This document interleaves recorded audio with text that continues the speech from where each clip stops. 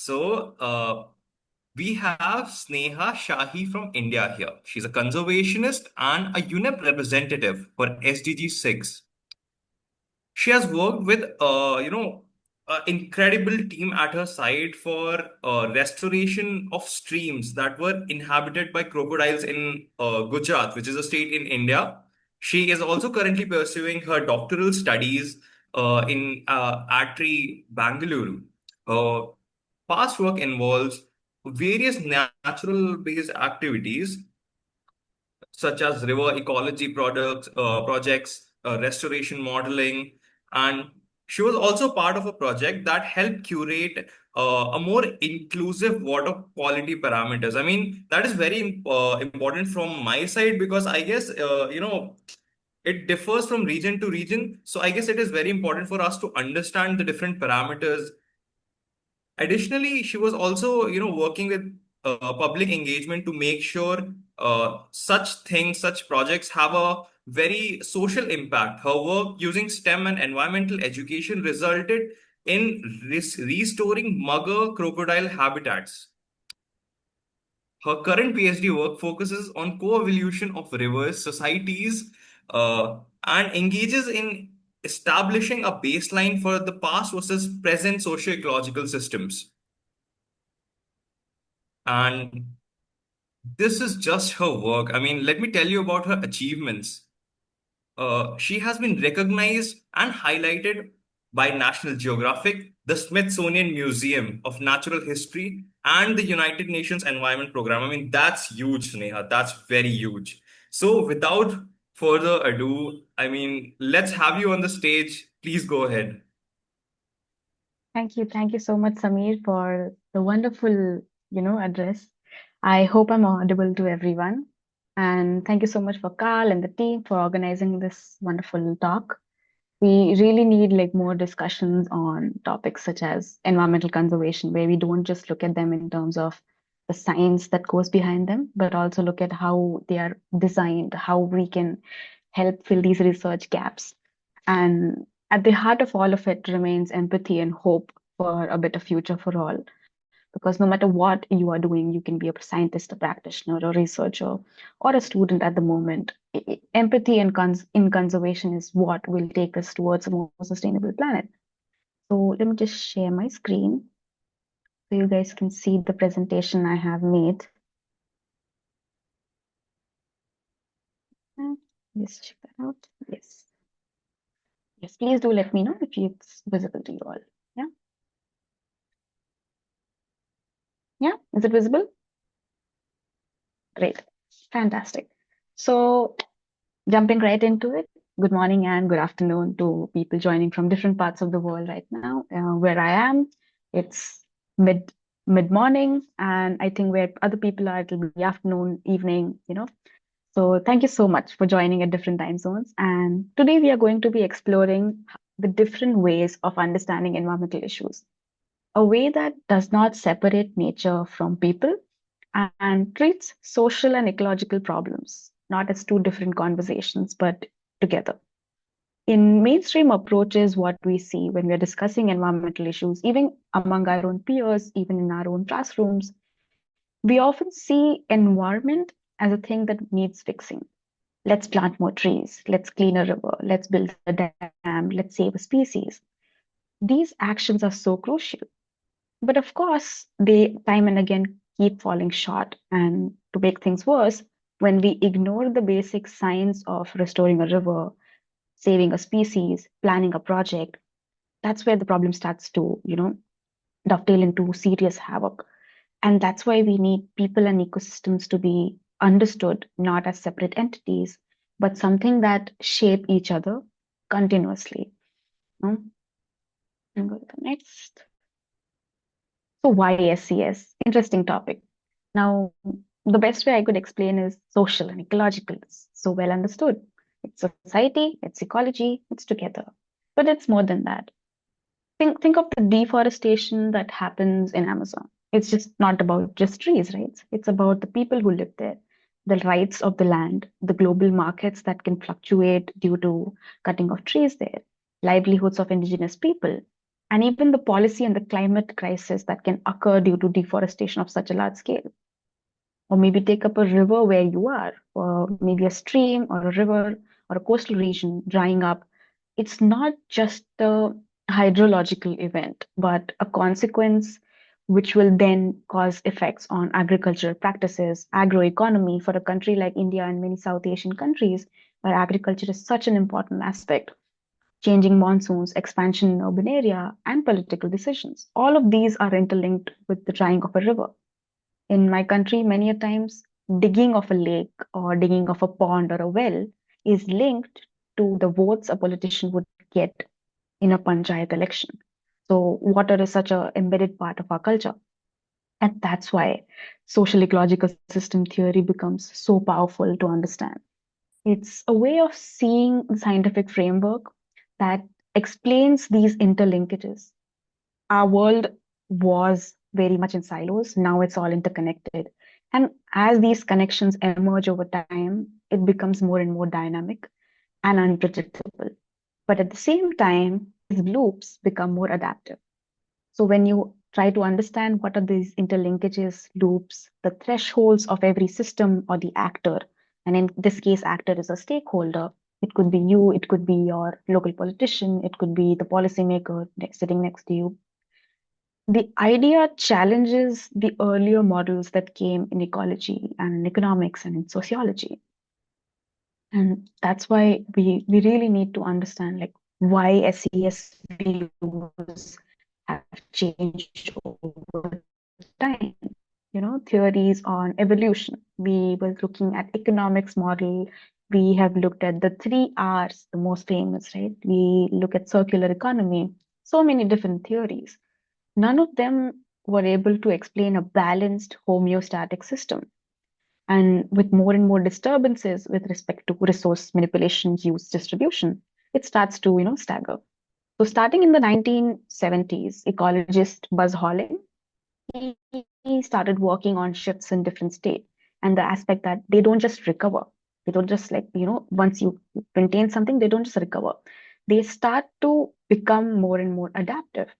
And that is resilience. And that was the concept of resilience, something that we call as bounce back. But what he looked at was not how they bounce back, but how they absorb and retaliate and still continue to function.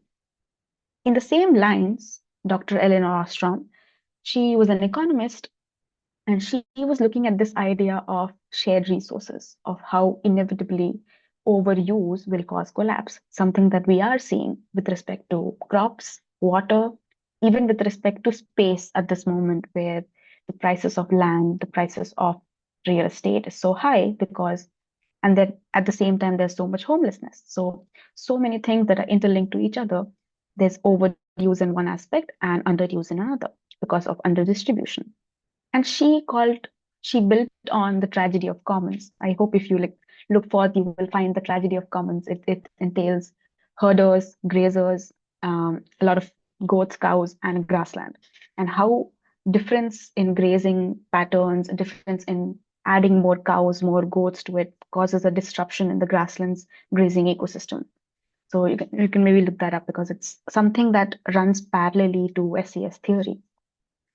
So then, when Buzz Harling was talking about these things, Eleanor Ostrom was talking about economics. Both of it needed more grounded fieldwork to understand what really is happening. Because as scientists from Southern Asia, we strongly believe that grounded information with a lot of data, speaking to people, and understanding what's happening at the grassroots level to the top policy levels is what would give us better lens into understanding. So Ostrom and Holling, they were working on different aspects, starting from the Nepalese irrigation systems to even the Swiss alpine pastures. And they were able to understand that every community in the world has its own way, its own robust way of developing and co-managing, the resources that they have and build strong local institutions, rules, and even accountability mechanisms. We have these systems in European countries where if you recycle, you get some points, and if you don't, there's a tax, there's a fine to it. So there's accountability that gets built in you time and again. And these two strands of resilience thinking and the co-management through diversity in the political economy scenario in the late 1990s to the early 2000s gave the basis to SES theory of what it is, how it can be, and how further it can be expanded on and help researchers understand these feedback loops. Now, this is a theory that's applicable to almost any field, but that's the case with most of the things. So you can pick and choose which aspects you want and you can recreate it. And at the same time, this theory keeps on expanding because it's something that encompasses so many aspects that no matter where you fit in something, there'll be another strand emerging. So two very powerful people in academia came together, and this theory was improved. So each of this provides how sustainability can be maintained, bringing in people, bringing in nature, and visualizing how it can work. So she won the Nobel Prize, Eleanor Ostrom, for her collaboration and her work in developing this framework to an extent that it starts to recognize something called as a resource system that you see on a screen, which is forest, river, or fish. Resource unit, which can be timber, water, and fish. Users, which can be the farmers, the pastoralists, and the fisherfolk. And when it comes to the governance systems, it could be the legal institutions, the panchayats, the governments, the small local, local people's group. Like in Bangalore, in India, there are something called as lake friends or lake groups. So small groups like that, and how they fit into the hierarchy of managing these ecosystems. So Ostrom emphasized that these are interconnected and influenced by each other. And that's why instead of showing that locally, untailored or more centralized systems, we can move towards locally tailored polycentric governance systems, where multiple actors would be governing the ecosystem or the resource management at multiple levels. This can become more effective and sustainable, especially when framing these policies or framing these structures, we have local knowledge embedded in them and rules that are set for adaptation and are not as stringent that they won't move with the resource need or the resource distinguishing. So Ostrom's framework not just allows us to work on an ecosystem, it also helps us question and answer at the same time, what is this restoration for and for who and under what conditions? It gives us a lens into resilience thinking because that's what we all want. We want a resilient world to live into. And that's where this key concept of this Holling's adaptive cycle comes into the picture, which looks at growth and exploitation hand in hand, and conservation with increased rigidity and efficiency, release and collapse of ecosystem services, and at the same time, restructuring and innovative governance systems. These phases, they help us see that how systems, which from a distance would appear stable, but could be on the brink of collapse. So when you move further to them, you see that they need renewal and transformation.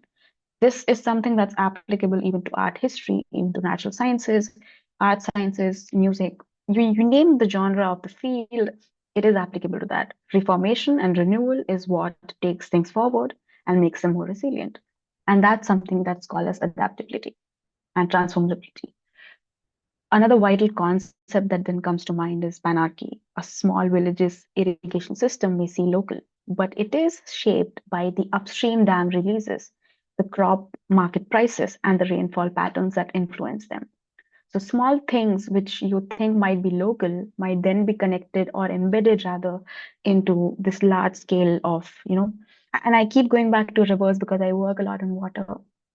So this is bear with me on the water examples. And yeah, I really wanted to see if I can try and explain some of it using one of the studies by Monroe et al.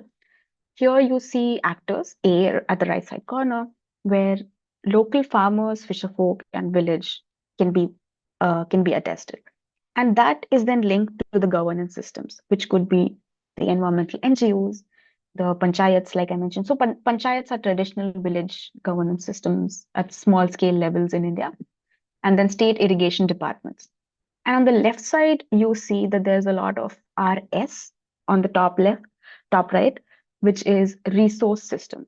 Now, think of a river basin in itself and how it has units. So it goes down into units.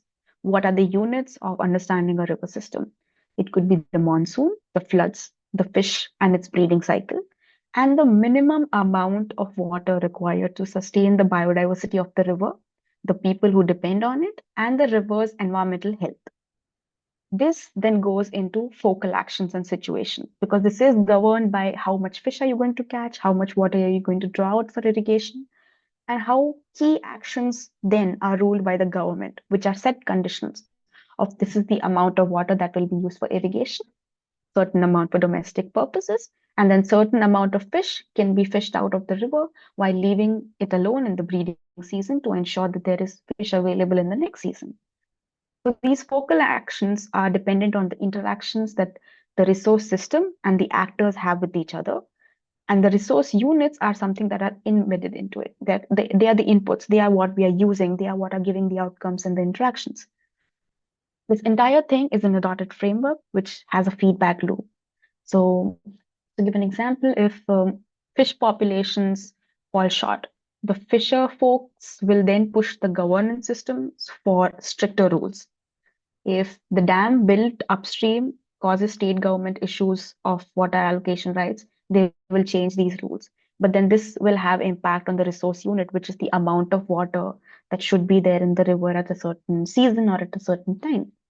And above all of this is climatic influences, which can be even due to monsoon changes, erratic rainfalls, and even upstream deforestation. Because the rivers generally begin from a forest or a glacier. So if there are issues happening with the glacier or the forest, it will reflect slowly and gradually onto the river's water availability. So I hope I was able to like sort of make you understand this because this example I feel it's really makes you understand the natural system, which here is the resource system or the river, and the social system, which is our actors here, which is the farmers, the fisher folk, and the NGOs, and the governance system, which is the panchayat, the government, the policymakers, and the resource unit, which is the amount of water, amount of fish, the diversity of macroinvertebrates, and so on. So this basically helps us understand like what's working and what's not, and where interventions are needed. This doesn't give us a solution. It's not a silver bullet. It explains to us where are the gaps, what are interactions, and how these interactions can be, phased into each other better for a more sustainable or rather a more resilient ecosystem. And I strongly feel that frameworks matter because they are a comprehensive toolkit. So when you're studying a framework, it's a toolkit. It helps you take governance or institutional arrangements in this case to understand the outcomes and the behavior of people. And at the same time, it helps you understand and even anticipate in many cases what needs to change or what needs to adapt. Use them together and you will be able to have a more nuanced outlook towards what has caused stress, what can be done, and what are the actions required to actually resolve the stress on that ecosystem or on that system. And how would you build the capacity of the system going forward? Because as I mentioned before, renewal and reformation is what keeps the system resilient. So you do need to leave some leeway in the middle for things to change because humans and nature both are as fickle as each other. So you need to leave some space along with it to make them work with each other and also find their own adaptive cycles. Yeah. All right. So, but then everything comes back to justice. It all comes back to equity and how are we using these systems. Over time, when SES thinking was being expanded on, it initially focused on resilience, restoration, sustainability, and understanding the aspects of economy. As it moved forward and more queries increased, it started to ask questions on power, equity, and justice. Because as you saw, stakeholders and even the governance systems are a very important aspect in the SES framework. So scholars have asked who benefits from these systems and who decides the worth of sustaining them, who decides the value of them, who pays for managing them. And at the same time, an anthropologist or a feminist scholar would question how has history or the inequality shaped the outcome of this system or the interactions. An example that comes to mind is when you're talking about rivers and you're talking about apex predators like otters. In the river I was studying, which we'll see in some time, women hadn't even seen the otter. So they have had no interaction with the resource unit, which is the otter. So why would they want to have any governance rules which come to the otter, which is then linked to the river health, which is the resource system? So it's a very interconnected system, which actually starts to give you a lens into where are these gaps. So here the gap was that the actors, which were women, were not able to see a resource unit, which was the otter, and thus it will never translate into something else for the governance or for the river health for them. So we try to answer these questions, but it's very difficult to do that. But I'd like you to take a little bit away from this, and maybe can you think of a place where people and nature are inseparably linked? Maybe just reflect on where you are right now or where you come from. And for some people it could be maybe a sacred forest or a sacred grove where the the tribals worshipped or your ancestors worshipped something. If you are from a fishing village or from a coastal community, or if you are from a forest community that depends on fuel wood, or if you grew up next to a river, just jumping around in the river in the summers. And then think about when you've seen them change over time. Have you tried to see that how have decisions by some other stakeholders or interactions led to its state right now? And how culture has then shaped the nature, in the case of sacred groves, maybe. And at the same time, how the nature shapes culture. Like for many of our countries, economy and culture are related. Even our currencies have such beautiful animals which are critically endangered, threatened on them, because we believe that nature and economy and culture, all of this needs to, have a living relationship between each other. And once we start to see the world in a way where we are seeing the interconnections between all of this, it changes the way we act. So it has a behavioral change that happens on us when we try to understand and we try to govern our ideas and try to understand ideas of governance. And that's where we need to bring in more governance aspects into it and reject a lot of top-down approaches, because in high population countries with high resources where you also need high management, often just top down approaches will not work, because by the time they trickle down to the ground level, it will be too late. So you need not a one size fits all governance system, but rather an adaptive one where there's a top down and a bottom up approach which meets somewhere in the middle. And I feel academics and scholars and conservationists like us, we need to be the bridging gap between them, because we are sort of trained or inclined to talk to both the parties equally and bring them on the same page. And I think that that's something that many of our countries are still working on and sadly failing to do so. So, how do we actually manage and govern our natural resources remains a question at every COP, remains a question at every discussion, at any panel we go to. And that's why we need approaches like SCS, which help us move away from this old school command and control model where decisions are made by government entities. And, even for something simple like building a water tank, you need so many permissions. But the permissions are coming from people who don't even know where your land is placed. And there are no planners involved, there are no environmentalists involved, no ecologists, no other people from the local community involved, because you building a well might cause groundwater issues for someone else downstream, and that person wouldn't even know. So when there are no institutions in place, it gets a little messy, because as I mentioned before, systems are ever changing. They require a lot of knowledge of not just ecology, but of the politics and the relationships among people of that landscape. And rigid solutions, that's why don't work, because it gets so brittle it breaks. And that's why adaptive governance is what SCS tries to bring into the picture of just not just doing a restoration or not just creating a system, but also trying to keep it evolving and involving people. Because at the end of the day, we cannot have such strict rules that we cannot even use the resources, because we do need them. We do depend on nature to a large extent of our lives. We often go unnoticing so many things that are connected, of fisherfolk, farmer, herders, forest communities, and their deep knowledge of these landscapes. If they are left out of the conversations, it's not just unfair, but it's just not right. It's very unwise, in my opinion. Their knowledge of their land, their trust in stakeholders who are talking to them, like us researchers or politicians, needs a lot of, needs a lot of traction. Their cooperation is essential, and bridging this gap of, different kinds of knowledge and not just scientific data is what we need. We need scientific data, but I also feel we need local experience and these traditional ecological practices, like we say, right?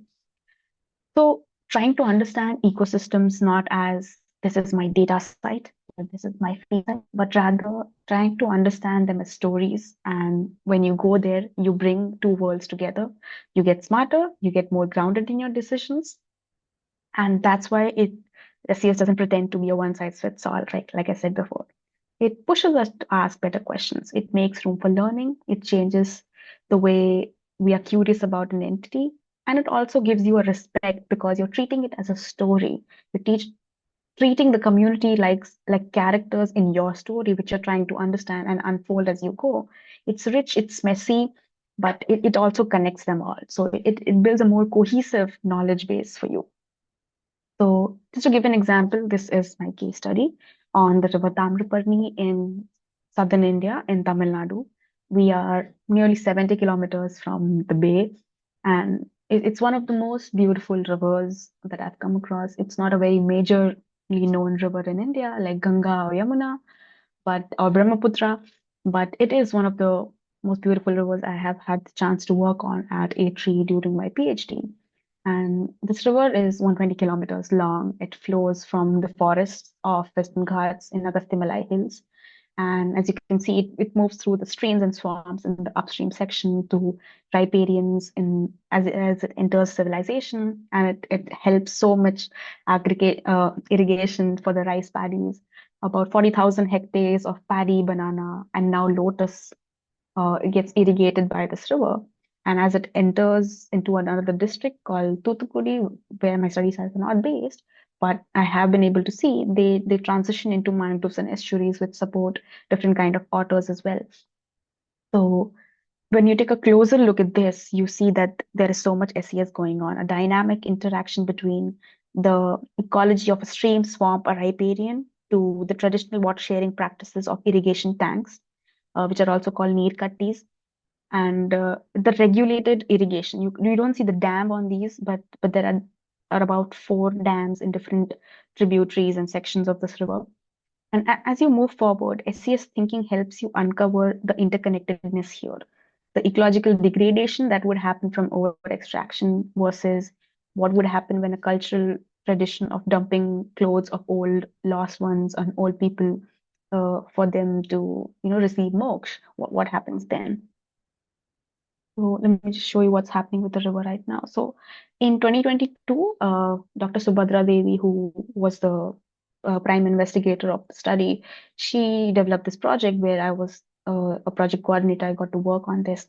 And we were looking at an initiative where we were trying to map indicators, ecological, which were fish biodiversity, green cover along the river, flow changes, water quality, and develop our own metric of scaling water quality. If it's level 1 to 2, is it good for bathing? Level 2 to 3, is it good for drinking? And so on. And then we were also looking at social indicators, which were customary knowledge and access to the river, access to water in the farms. And when we studied it more and more for about 2 years, we found that many voices were missing in the river degradation systems. And applying SES gave us a better view of how this river can be managed through a more reviving governance system. And we did have very good governance systems in place because the district collectorate, like you see here, was interested in actually restoring the river. So from looking very beautiful and serene in the upstream regions near the forest to looking something like this, like on your screen, because of cultural practices, ignorance, and lack of awareness in people.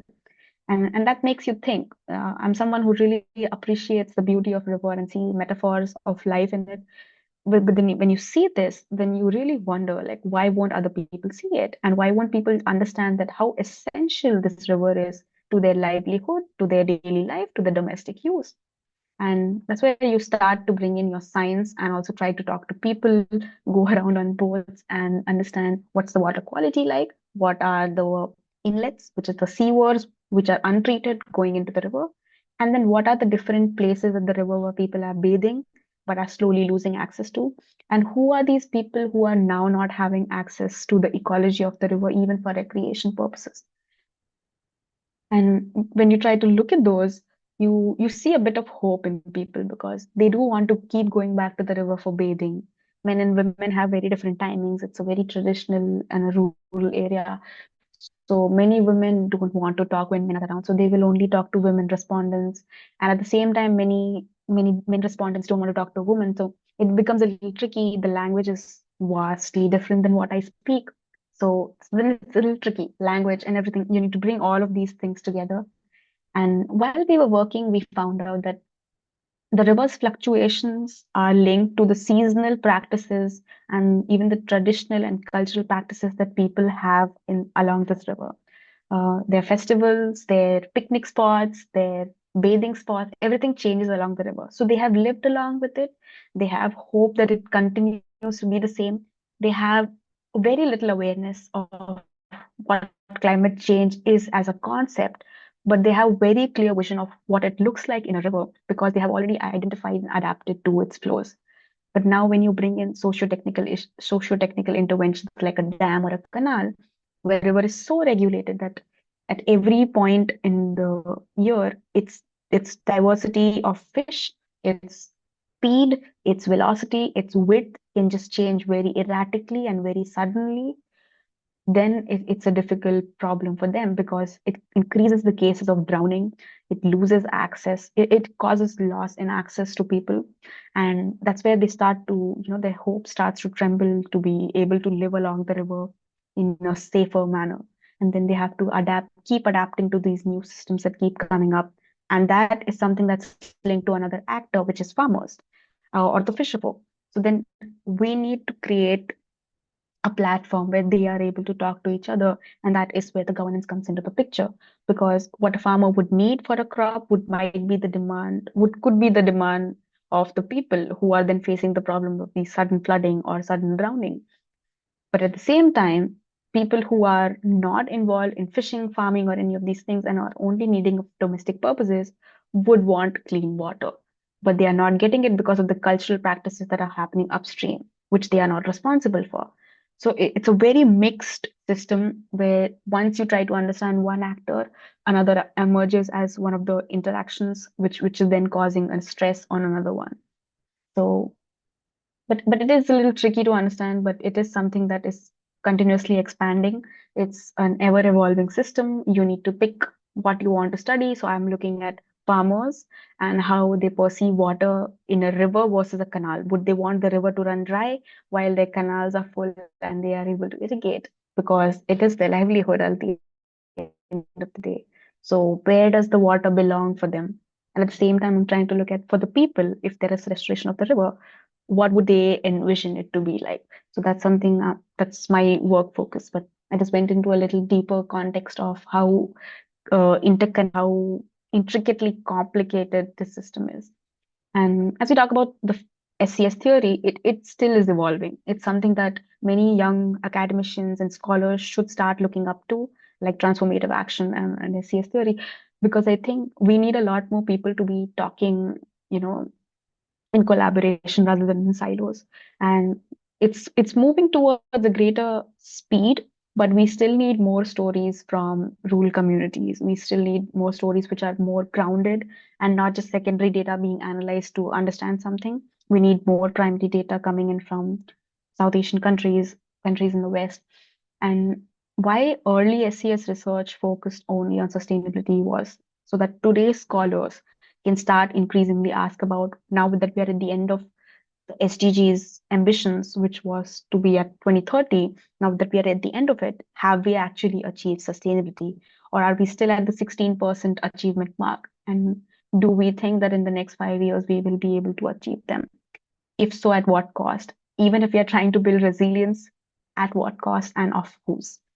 So this leads to like a deeper understanding of historical legacies and political knowledge, and that's where SES keeps expanding. It can look at feminist political theory to methods of participatory approaches to colonial critiques, and there is a ever-growing recognition for this system, which is not just adapted but also trying to make us understand what shapes conflict, what shapes negotiation, what's differential power, and then further, how can we be a part of it? And when it comes to a more tech-based approach, SES is incorporating data science modeling and remote sensing. If you are someone who really likes to play around with data, there is a lot of it available to, have a cross-scale understanding of how SES theory is evolving, then slowly transitioning into transformative frameworks, a framework that aims not just at understanding the world, but also trying to support it and be more inclusive of people, be more adaptive to people's roles in our communities. So, yes, I think I should end now. I hope I haven't taken more time because I wanted some time for some question and answers if there are some. So, in conclusion, SES theory, I have been like a broken record that it's adaptive, it's sustainable, but it's more than a method, it's more than a toolkit. Like I mentioned, it is a way of thinking of shifts on how we understand the world around us. How, if you are a curious person, you will see that society needs a lot of humility in the face of this complexity. And we need to be seeing the bigger picture and not just something that's just a week ahead of us. And, rather than striving for taking control of certain things, we need to let SES approach build that knowledge of understanding the constant changing aspects and always be, observant to learn more. I hope some of you like take this away, and when you're going out there and you're seeing a tree, you try to just think like, where did this come from? Why did my university plan to plant these trees? Are they linked to the pollinators that are there? And then are those pollinators linked to the bee farm that is just down the road? So was this a collective community decision, or was this an ecological decision which even the stakeholders don't know about? Like, where are my bees going to feed? So, just think about these things. I just saw a tree outside, so I came up with that example. So these challenges in SES theory or in anything when you're trying to answer an ecosystem's problem, a society's dilemma will keep emerging. We don't have clear-cut solutions, sadly, but it is a way to ask better questions, recognize trade-offs, and stay more open to knowledge, different forms of knowledge, to be honest.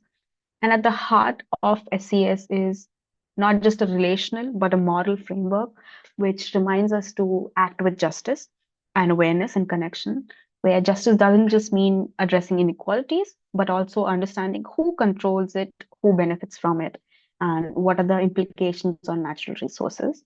At the same time, these connections speak for our shared dependencies on nature and also our shared responsibility to be taking care of them collectively. And that's where more students and researchers, I always encourage them to be a part of this, come into the picture and, move forward, not with the idea of being able to restore with control, but with care, and not with certainty, but with a lot of curiosity and a lot of hope for, staying grounded and looking at the bigger picture. So thank you so much. And I hope this was helpful. I hope this was interactive enough for you and really open to any questions that you might have. Thank you. Okay, so thank you, Sneha, for such an amazing session. And let's proceed to the question and answers. Uh, so we have some pre-existing questions that people submitted in our forms. So I'll Yeah. start with those, and then we can take the questions that are in the session. So the first question that we have is from Junior Gamma Pinto. Mhm. He says, how to communicate the data of locally climate impact to decision making in a national scale? All right. So it actually depends on which country you're from. If you are from a country that's a part of the COIS or the Conference of Youth, they have something as a local conference of youth. So what happens there is, at least in India, we have a foundation called Bring Back Green. We have UNDP. We have many organizations working together. They identify grassroots level leaders.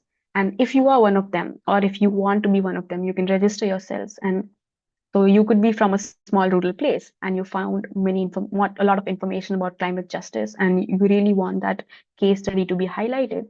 The first step would always be to go to your municipal leaders. You talk to them, you write an affidavit, you get signatures, you send it to them. That gives it a formal approach. You send it to them.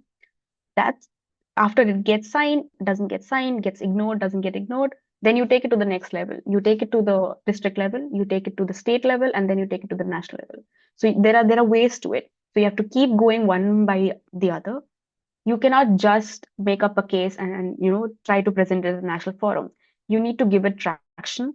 And if it's a lot of climate data which is numbers heavy, you need translations for it. You need interviews from people, you need quotes from people. I can give you an example where one of the people in my case study sites at Tamiraparani River says, we have enough water and we are a very water smart society. And we've never had any problems with water. Now, mind you, this person had 10 acres of land and enough water because he was next to the river. But at the same time, a person with 1 acre of land who's producing maybe lotus does not have that much water. So then his answers are that we have always been water short and we really don't know how to adapt to these new irrigation schemes that keep coming up. So then there is your question for the governance. Because of erratic rainfalls, they are not able to get enough water. So then you need to talk to the governance or the panchayat level and then talk to them. Like, why is this person getting water and why is that person not getting water? What is the institutional rule for supply of water, distribution of water? And then after that, you draft an affidavit, you speak to them, and you take that to the next level. And LCOIs and COIs and COPs are one of the best ways to do it. Find your local chapters, be involved with them, keep an eye on what is happening in the youth forums and in the adult forums as well, and then try to see where you can fit your question and you can seek solutions for them. Hope that answered your question. All right, thank you for that. We have another question from Ruby. She says, how can we amplify the participation of persons with disability in climate education? Okay. Oh, that's a very interesting question, but I think that question is more for Carl than me because someone who's worked more on climate education is him. I look at a lot of academia. I look at a lot of how science, society, policy interface could work. But if I had to include, I think we all attended a conference together where they had separate sessions on people with who are differently able or who were differently challenged, where in one of the sessions they had only sign language being used. In one of the sessions they had music being used for people with who were on the spectrum of autism or ADHD. So they were using music which was catered to that. So I think bringing in these innovative solutions for people would be really helpful because different kinds of stimulus are important for differently challenged people. So, trying to understand how you can be creative with that. There are so many museums that I've been to where they have separate columns at every exhibit where it's made more accessible for blind students to, touch it in braille and then read it. And not just touch it in braille of that particular country's language, but also three, four different languages. So if the student doesn't know how to interpret English braille but knows Arabic braille, they'll be able to do that. If not Slovakian braille, they'll be able to do that. So having these separate things, embedded into our system itself is important. A few days ago, I had the opportunity to visit the Austrian Parliament, and what they had is they had a special room for children with disability and even school children who are wanting to learn with separate sections of if you were a parliament officer for a day, how would it look like? So you can add in your disability, you can add in your culture and everything, and then it'll give you an answer, and you can choose what you would want to do, and then you sort of role play the activity. It gives you a it gives your curious children like mine to think, how would you do that? And it makes you ask better questions. But yeah, with persons of disability, I think different kinds of stimulus being involved in the education programs we design is something that's really essential. Right. Thank you for that. While listening to your lecture, I was imagining, my own hometown, which is Kanpur in Uttar Pradesh in India. So the situation here is very, bad because I don't think anyone knows, but the river Ganga flows from the shores of Kanpur. And because Kanpur is the biggest, has the biggest merchant industry, we Mm. make the largest amount of leather products in India, and which causes a lot of pollution. And even though it causes a lot of pollution, the water levels are going down. The water is getting poisoned, air is getting polluted. The people here do not have that attitude of, if they don't think anything is going wrong, they think this is a part of life. So Yeah, how do I make them aware that this is an issue and they should act on it? Because when I personally go out and I try to educate people by yeah. telling them, okay, this is wrong, we should do this, they look at me as if I'm an alien that is trying to hurt them. So what do you think about this? Yes. For a country which is like recognized by so many like kings and symbols like the bindi, the peacock, the cobra, we are very vastly different when it comes to how we manage our rivers. From south to north and west to east, we manage our rivers very differently. Something I've seen that in the north there is so much appreciation in the culture for rivers being called as the mother of the land, but at the same time they wouldn't mind throwing in a plastic bag filled of flowers from the temple next to it. So seriously, a question I'm still asking myself, like when I was doing a restoration with a group of 10 students in my bachelor's and my master's, this is something that kept coming up. We are trying to clean it up, but then what? So what? What happens after that? And likewise, when we used to go around trying to find a stream, which was actually a sewer or a nala, like they say in Hindi, they wanted uh, nothing to do with us. They were really looking us with such judgmental eyes. Like, why do these kids want to look at a sewer early in the morning, and why do they want to do something about it? So, when you are on the quest of conserving ecosystems, the first thing that will happen is everyone is going to call you crazy. That's just the way it has been, at least in India.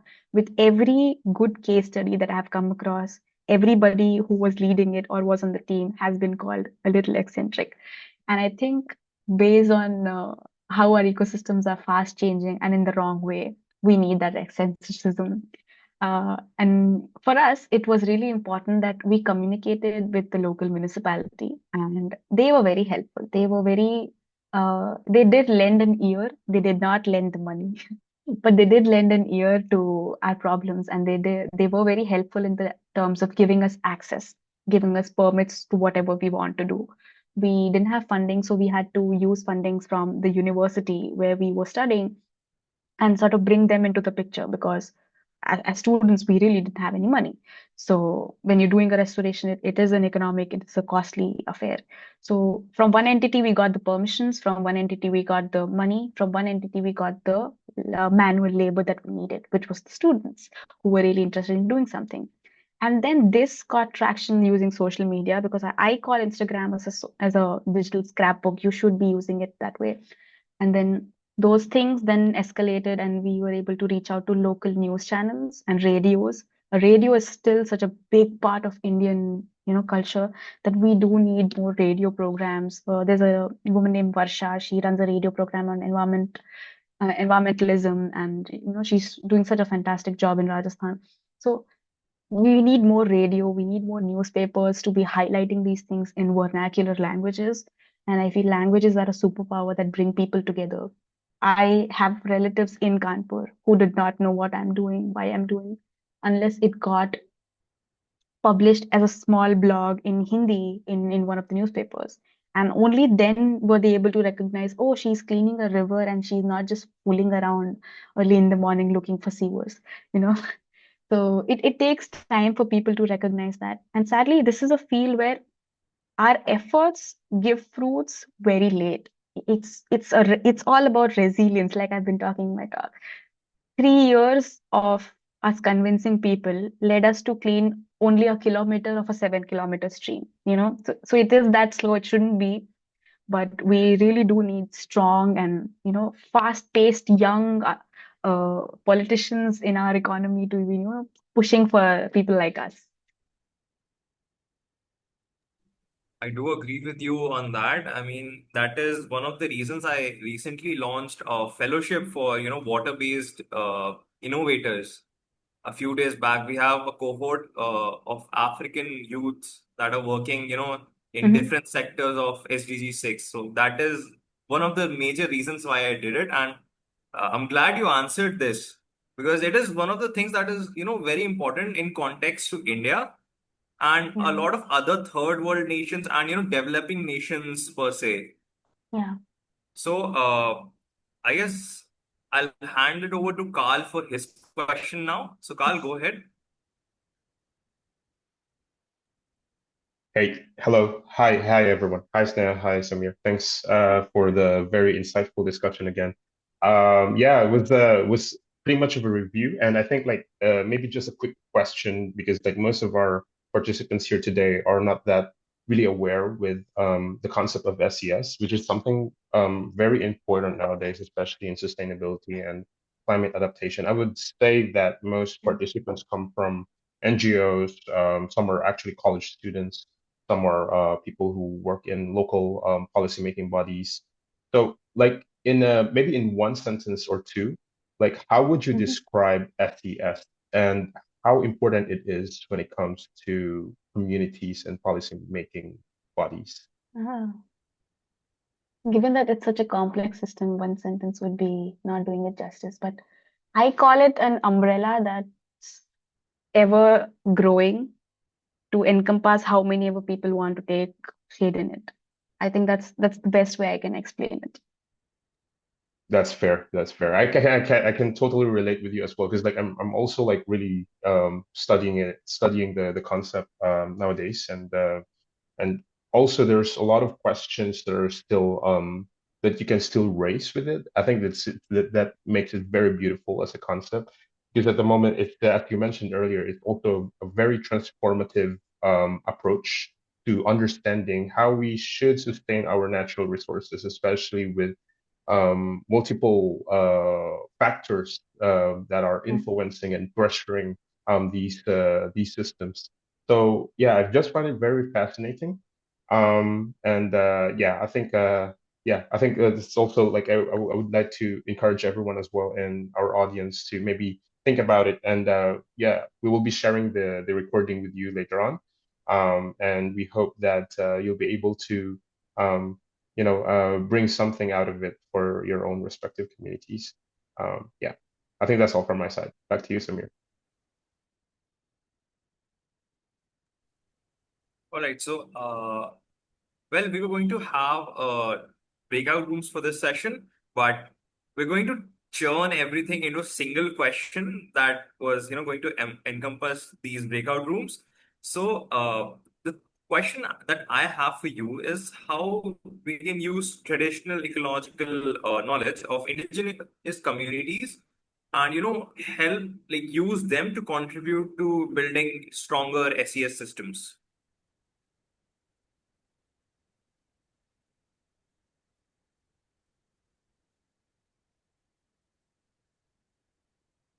Was I audible? Yeah, was that to me? Actually, you can just read it like the question of the breakout Yeah. room too. Yeah, that was the Okay. major one. Oh, fantastic. So I always keep going back to the river, like everyone should. But when you have traditional ecological knowledge with respect to seasons and how there is this thing, right? My knees are singing, so maybe it's going to rain somewhere. It's simple things like that. In South Asian culture, it's nature's patterns are very much linked to people's health, and that's how they indicate or they understand how weather is going to change or how weather is going to suddenly, be different. They have these way with nature, which is embedded in their culture.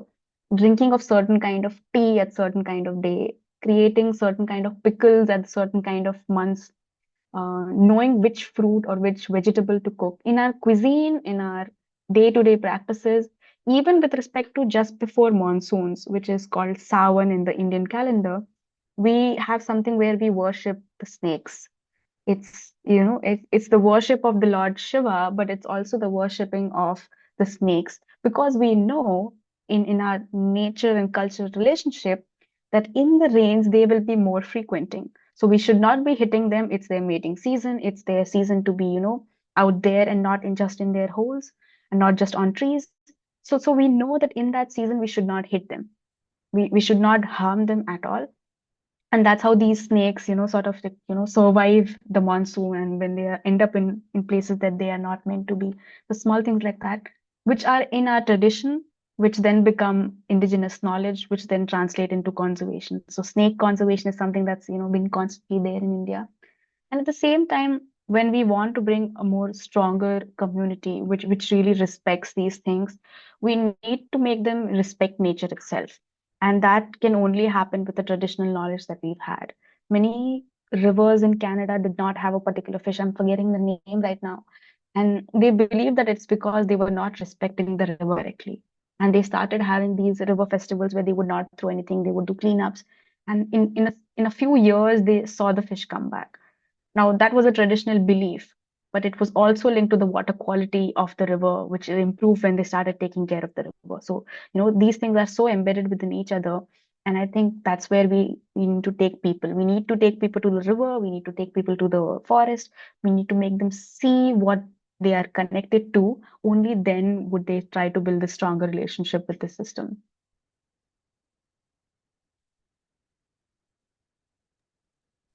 Thank you for answering that, Sneha. Well, I guess this is the end of our Q&A session. We'll proceed. Now, I would like to, call our project chief director, Raisa, for the closing statements. Raisa, you have the stage. You're up. Okay, thank you so much, Samira. Yeah, I am very much, I'm sorry, I think I still have some problems with my camera. Yeah, but yeah, yeah, so hello everyone. I'm the current shift director at Climate Educate, and we're very happy to have all of you today. And yeah, we had the great opportunity to listen to the very informative discussion of our speakers. Sneha, thank you so much. And a lot of these topics that when I'm listening today, also really touch on the subject I learned from sustainability sciences. So all this injustice, epistemic contributors, and inclusion of communities and grassroots approaches. So yeah, thank you once again, Sneha, and of course to the whole working group at Climate Educate who made this possible. Carl, Samir, Ruby, Darling, and David. Yeah. So they have been working very hard on organizing this activity the past weeks. And we are planning to do more of this Klima class in the next month. So if you enjoy the brilliant talk from Sneha, don't forget to join us again in our next session. And to mention here once again, I think Carl already mentioned it in the chat. There's a post-event survey that will be sent to you for our assessment of the program. And you can put there any feedback from your side. And after you complete that, we will set the event certification. And yeah, once again, thank you for joining us today on our socio-ecological systems discussion, and hope to see you again on our next. Yeah. Have a good day, everyone.